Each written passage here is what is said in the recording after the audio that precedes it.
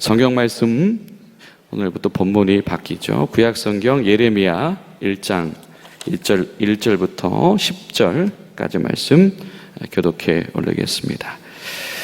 베냐민 땅 아나돗의 제사장들 중 힐기야의 아들 예레미야의 말이라.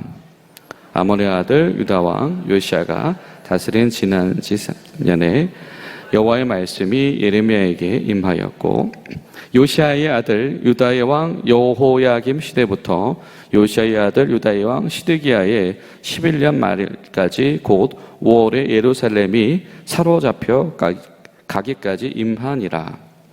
여호와의 말씀이 내게 임하니라. 이르시되 내가 너를 모태에 짓기 전에 너를 알았고, 내가 배에서 나오기 전에 너를 성별하였고, 너를 여러 나라의 선지자로 세웠노라 하시기로, 내가 이르되 슬프도소이다. 주 여호와여 보소서, 나는 아이라 말할 줄을 알지 못하나이다 하니, 여호와께서 내게 이르시되 너는 아이라 말하지 말고 내가 너를 누구에게 보내든지 너는 가며 내가 네게 무엇을 명령하든지 너는 말할지어다.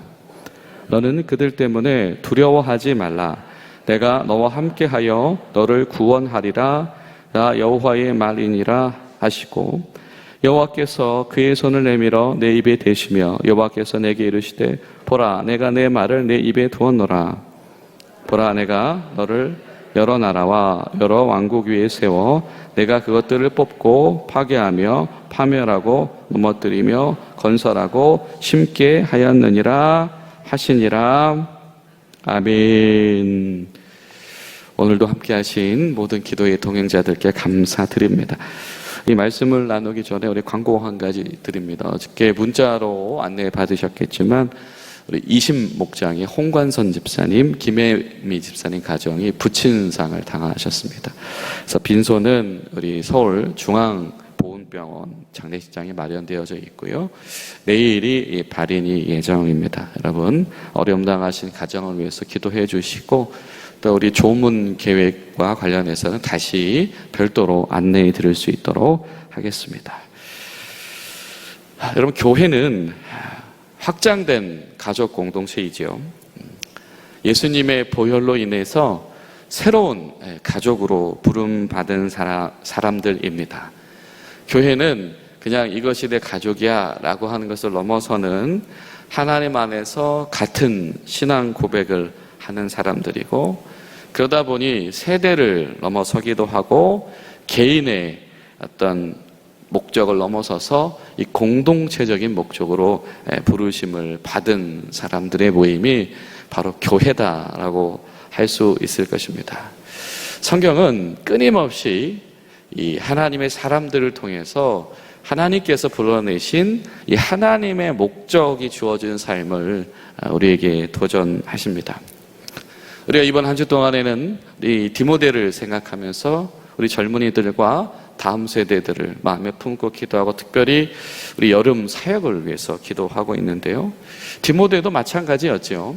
디모데전서 1장을 보면 이런 말씀이 등장을 합니다. 내가 마게도냐로 가려 할 때에 내게 권하여 에베소에 머무는 것은, 사도 바울이 선교여행을 재출발하면서 그러나 에베소에 남겨둘 부르심의 소명을 받은 이가 있었다라고 하는 것이죠. 그 사람이 누구냐면 디모데다. 부르심의 이유가 있는 사람, 하나님이 남겨두신 이유가 있는 사람. 그래서 그 성읍 가운데서 족보와 신화와 이런 허탄한 것들 때문에 사람들이 논쟁하느라고 힘을 쓰고 에너지를 썼는데, 그것이 아니라 사랑의 일을 세울 수 있고 사랑의 일이 진행될 수 있도록 하기 위해서 남겨둔 사람, 그가 바로 디모데였다라고 하는 것이죠. 여러분, 하나님께서 이 시대에 교회를 남겨두신 줄로 믿습니다. 이 시대에 우리 중앙교회 성도들을 하나님께서 이 군성교회 현장 가운데에 남겨두신 줄로 믿습니다. 여러분들을 통해서 쓸데없는 변론이 아니고 생명의 말씀과 사랑의 일이 흥황하게 되시기를 간절히 소망합니다. 이 예레미야의 시대는 참 특별한 시대이지요. 여러분, 예레미야와 같은 역사적인 배경 속에서 부름을 받았던 사람은 우리가 에스겔이기도 하지요. 그렇죠. 에스겔과 예레미야는 오늘 말씀 보니까 이 요시야 아들들의 시대, 요시야 시대 때부터 그 자손들의 시대까지 유다 왕국의 가장 말미에 부름을 받은 사람들이었다라고 하는 겁니다. 여러분, 우리가 성경을 보다 보면 이 하나님이 주신 기회를 잡는 사람들이 있습니다. 이것이 무슨 말이냐면 하나님께서 주권적으로 이 상황을 합력하여서 선을 이루어 가도록 하신다든지 아니면은 역사적인 어떤 흐름을 쥐고 계셔서 기회를 여시는 사람들이죠. 이 요시야 왕이 우리가 잘 아는 아주 이 종교 개혁을 통해서 하나님의 나라를 회복하기 위해서 애썼던 사람이지요. 그게는 모델이 있었습니다. 누구냐면 히스기야입니다. 우리가 이 역사를 보다 보면 이 유다 왕국의 말년에 이 나라의 힘이 크지가 않았죠. 그래서 이 나라 저런 나라들에게 이 조공을 바치는 관계 속에 있었습니다. 그런데 그때의 이 주변 강대국들이 항상 이 100%의 전력을 가지고 있었던 것은 아닙니다. 예를 들면 이 아수르 바나팔이라고 하는 왕이 죽었을 경우 이런 어떤 황제들의 사후에 이런 집권 세력들이 약화되는 이런 상황들이 연출되죠. 뭔가 역사의 틈이 보이는 겁니다. 그런데 그 틈을 놓치지 않고 백성들을 똘똘 뭉치고 다른 어떤 눈치 보는 것이 아니라 우리가 신앙으로 하나가 돼서 하나님의 나라를 회복하고 일으키자, 이런 마음을 지켰던 사람들이 바로 히스기야였고, 그 히스기야의 모범을 보고 똑같이 도전하면서 사실은 더 과감한 도전을 하는 사람이 바로 요시야 왕이었죠. 그때 요시야에게 하나님께서 또 주신 기회는 뭐냐면 동역자들과 함께 이 신명기 두루마리를 발견하게 한 일이었습니다. 그때 요시야가 그 기회를 놓치지 않고 신명기서를 같이 낭독하고 읽으면서 신명기의 정신으로 근간을 해서 이 나라의 모든 예배의 질서와 영적인 질서와 사회적인 질서를 바로 잡으려고 노력을 하고 있었죠. 바로 그 시절에 태어나고 그 시절에 하나님 앞에 부름 받았던 사람이 바로 예레미야다라고 하는 겁니다. 여러분, 히스기야로부터 시작되어지는 그 용기가 요시야 때로 이어져서 또 그것을 더 신명의 말씀이라고 하는 것을 붙잡고 더 도전적으로 하나님의 나라의 기초를 회복하려고 할 때에 하나님께서 그 흐름 속에서 예레미야와 같이 하나님의 말씀을 대언할 자를 또 세워주셨다라고 하는 것이죠. 여러분, 우리 가운데에 주의 말씀을 회복하려고 붙잡으려고 노력할 때에 우리 중에 하나님의 말씀을 대언할 대언자들이 세워질 수 있음을 여러분 기억하시고 기대하게 되시기를 간절히 소망합니다. 바로 그때가 하나님의 주신 말씀을 대언할 쓰임받는 사람들이 세워지는 기회다라고 하는 것입니다. 자, 그런데 여러분, 이 오늘 성경은 이 예레미야를 이렇게 소개를 하고 있어요. 그는 아나돗 출신이다라고 하는 겁니다. 아나돗. 여러분, 이 아나돗이라고 하는 땅은 이 베냐민 지파 땅의 중에서 거처하게 했던 이 레위인들의 성읍, 그러니까 레위인들의 성읍 중에서 이 베냐민 지파의 땅에 살게 했던 바로 그런 도시입니다. 근데 이 아나돗은 어떤 히스토리를 가지고 있냐면, 이 역대상을 읽어보면 이 소위 이스라엘 왕국의 왕권 다툼이 일어나죠. 그때 이제 솔로몬에게 대항하다 쫓겨난 제사장 아비아달이라고 하는 사람이 있는데요. 그가 바로 아나돗 사람이다라고 하는 것이죠. 실로의 성소에서 신앙생활을 했던 어떤 엘리 계열의 후손이었다라고 하는 겁니다. 자, 지방 성소인 실로와 연관되어져 있는 집안, 그리고 이 솔로몬과 반목하다가 중앙 정치에서 쫓겨난 이들의 집안, 그의 후손이 바로 예레미야였다라고 하는 거죠. 이 아나돗이라고 하는 것은 이 변방 의식을 그래서 자연스럽게 가졌을 겁니다. 자, 여러분 그런데요. 야, 이 실패한 가문 이렇게 받아들여질 수 있겠지만 여러분 이것이 왜 귀합니까? 예레미야 일생에서는 이것조차도 하나님이 주신 기회였다라고 하는 것이죠. 여러분 우리가 잘 아시는 것처럼 예레미야의 사명을 우리가 잘 묵상해 보면 가장 중요한 특징 중에 하나가 무엇입니까? 대세에 편승하지 않는 것입니다. 대세에 편승하지 않으며 하나님의 주신 말씀은 정말 심지 굳게 반드시 증언하고야 마는 것이 바로 예레미야의 정신이고, 또 신명기의 정신에 입각해서 맞는 건 맞다고 말하며 틀린 것은 틀리다고 말할 수 있는 것이 바로 예레미야의 정신이었다라고 하는 것이죠.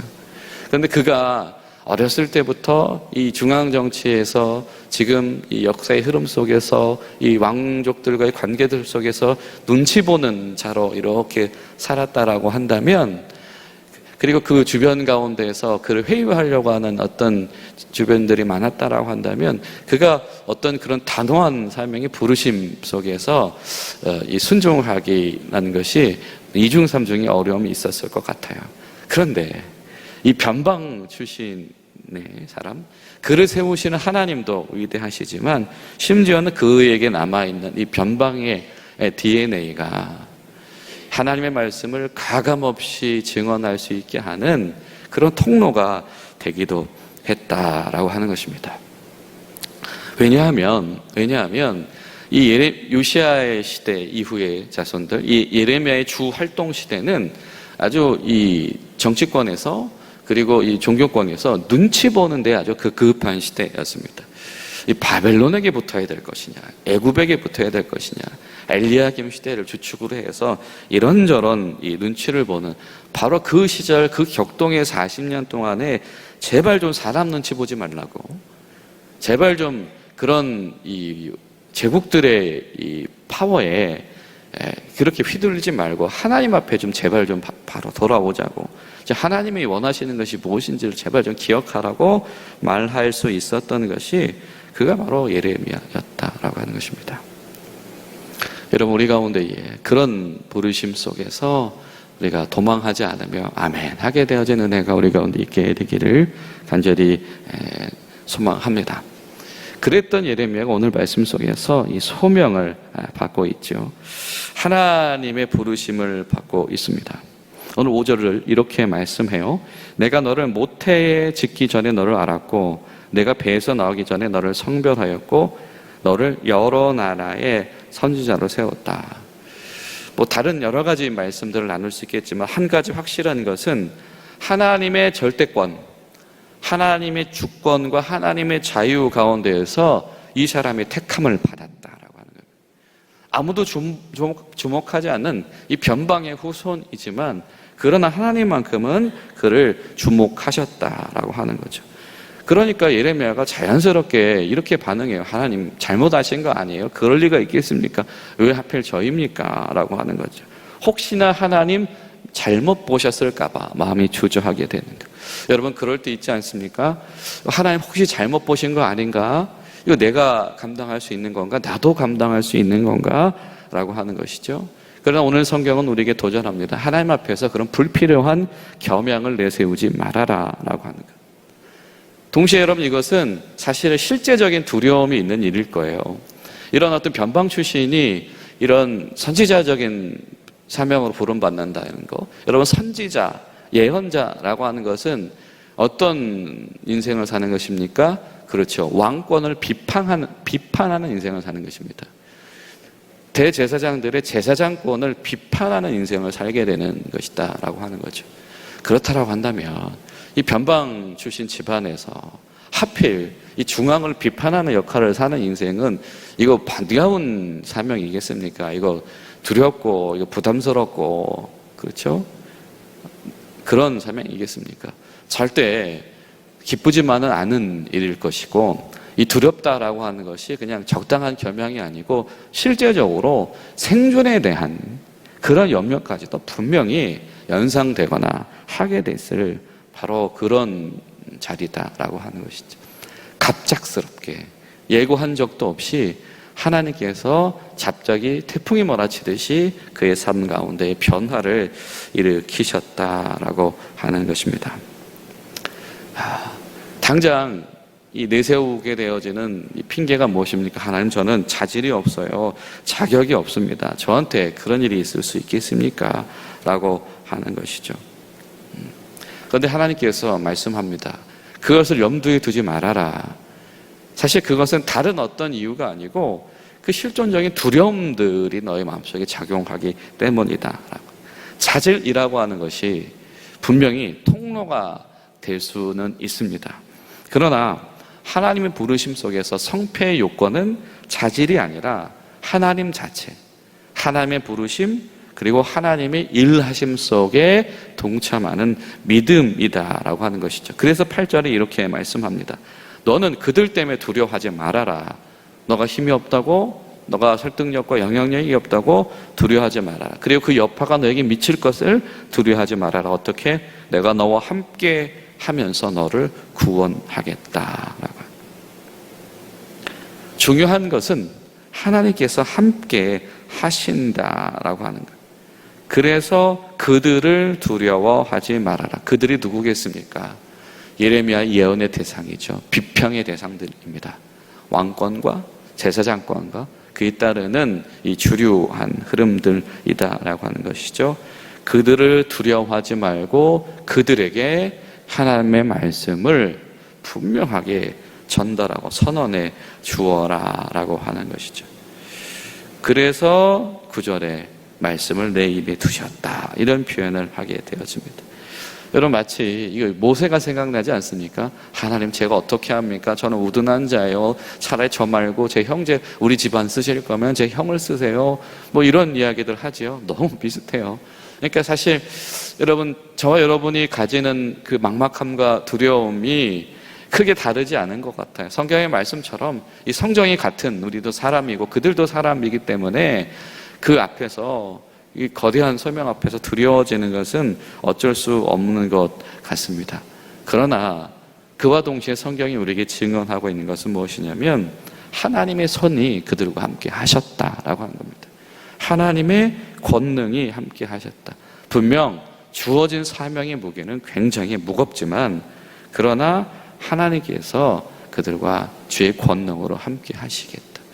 여러분, 우리 가운데에 이런 사명자들이 배출되어지는 교회 되기를 간절히 소망합니다. 바울도 마찬가지였죠. 디모데도 마찬가지였죠. 하나님, 제가 할 수 있나요? 하나님, 제가 할 수 있나요? 그러나 하나님께서 너를 글로 보내신다. 하나님께서 너를 이방인의 사도로 세우셨다. 하나님께서 너를 에베소에 남겨두셨다. 이것이 성경의 끊임없는 부르심이다. 하나님께서 분선교회 현장에 남겨주신 여러분 가운데, 또 우리의 다음 세대들과 젊은이들 가운데 이런 하나님의 부르심 가운데 감격하는 소망이 있게 되시기를 간절히 소망합니다.